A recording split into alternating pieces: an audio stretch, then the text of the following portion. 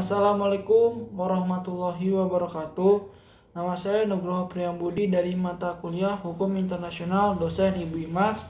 Kali ini saya bakal ngebahas tentang kedudukan organisasi internasional sebagai subjek hukum internasional untuk nilai ujian akhir semester mata kuliah Hukum Internasional.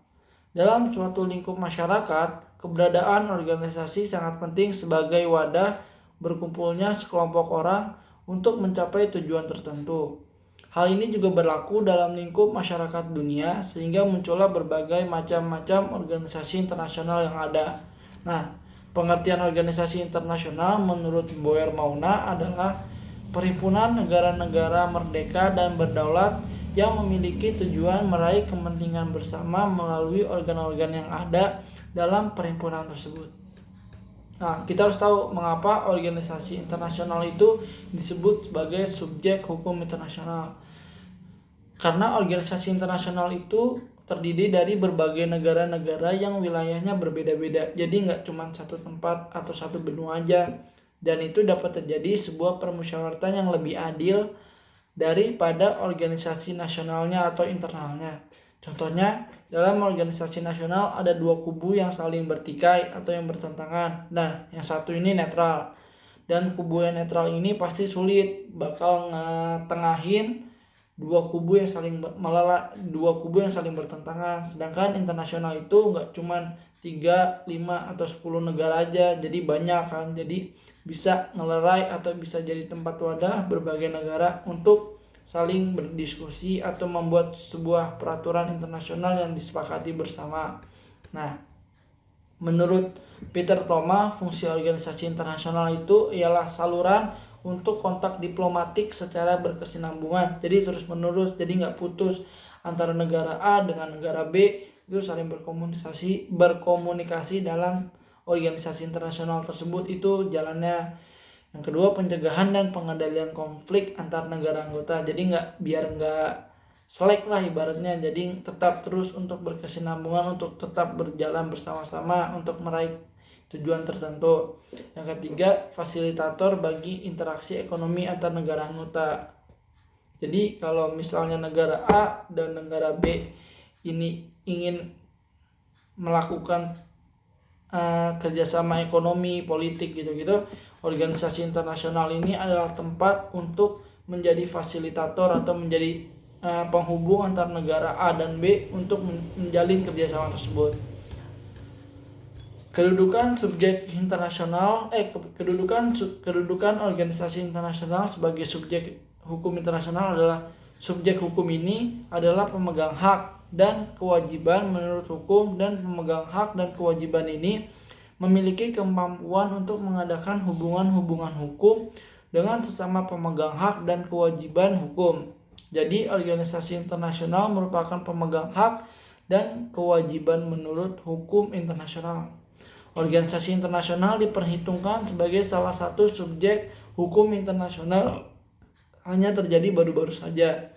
Pada akhir abad ke-19 dan awal abad ke-20, para ahli hukum internasional mengklaim bahwa hanya negara saja yang dapat dibebani hak dan kewajiban di hadapan hukum internasional.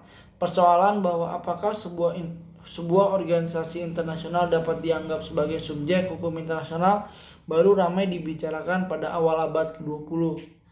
Dengan diterimanya organisasi internasional sebagai subjek hukum internasional, berarti organisasi internasional ini mempunyai hak dan kewajiban menurut hukum internasional.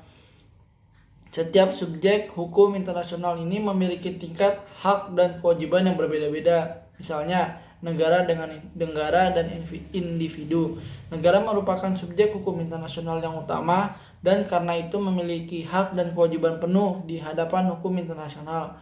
Sedangkan individu tidak memiliki hak dan untuk menentukan derajat hak dan kewajiban suatu subjek hukum internasional. Hal ini dapat dilihat dari 3 indikator. Yang pertama, itu apakah subjek yang bersangkutan memiliki hak untuk membuat perjanjian internasional. Yang kedua, apakah si subjek ini yang bersangkutan memiliki hak untuk mengirim dan menerima perwakilan. Yang ketiga, apakah subjek yang bersangkutan ini memiliki hak untuk dapat mengajukan dan menerima tuntutan internasional. Apabila salah satu dari 3 indikator ini terpenuhi, maka subjek yang bersangkutan dapat dianggap sebagai subjek hukum internasional. Subjek hukum negara memenuhi ketiga indikator tersebut, sementara subjek yang lainnya tidak, atau setidaknya memenuhi tetapi terbatas. Nah, organisasi internasional juga dapat dinilai dari ketiga indikator tersebut. Yang pertama, organisasi internasional memiliki kapasitas untuk membuat perjanjian internasional. Saat ini, organisasi internasional pada umumnya itu telah diterima untuk membuat perjanjian internasional.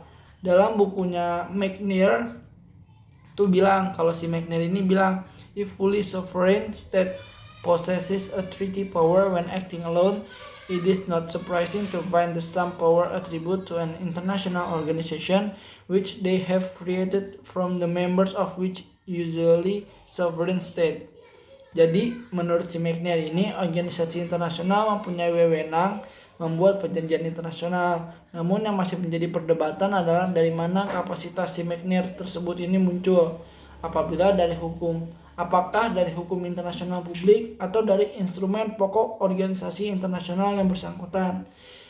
Yang kedua, organisasi internasional memiliki kapasitas untuk mengirim dan menerima. Hal ini dapat dibuktikan dari praktik-praktik yang ada bahwa sejumlah organisasi internasional yang memiliki utusan permanen pada organisasi-organisasi internasional. Organisasi internasional juga saling menempatkan perwakilannya pada organisasi internasional yang lain, seperti yang telah dikonfirmasi oleh ICJ, yaitu International Court of Justice pada tahun 1988. Nah, yang ketiga adalah organisasi internasional memiliki kapasitas untuk mengajukan tuntutan. Di dalam opini ICJ atau International Court of Justice pada kasus reparation for injuries, ICJ terlihat menyatakan secara tidak langsung bahwa hak untuk mengajukan tuntutan adalah inherent sebagai suatu organisasi. ICJ dalam hal ini tidak berhasil dalam mengindikasikan sumber hak tersebut secara spesifik, namun hanya menyatakan bahwa tidak dapat diragukan bahwa PBB dapat mengajukan tuntutan terhadap negara anggota dan bahwa hak untuk mengajukan tuntutan berkaitan dengan kerusakan yang diakibatkan oleh PBB sendiri adalah jelas. Nah, contoh-contohnya organisasi internasional itu dibagi menjadi tergantung. Di bidang kesehatan ada WHO, di bidang budaya ada UNICEF, di bidang budaya ada UNESCO, di bidang kesehatan ada UNICEF, ada APEC, ASEAN Pacific Economic Cooperation yang diikuti oleh Indonesia, ada PBB, ASEAN, ada ILO itu International Labour Organization, itu tentang perburuhan kalau nggak salah. Terus ada juga IDA, International Development Association, itu tentang modal peningkatan pinjaman. Nah, sekian dari saya. Assalamualaikum warahmatullahi wabarakatuh.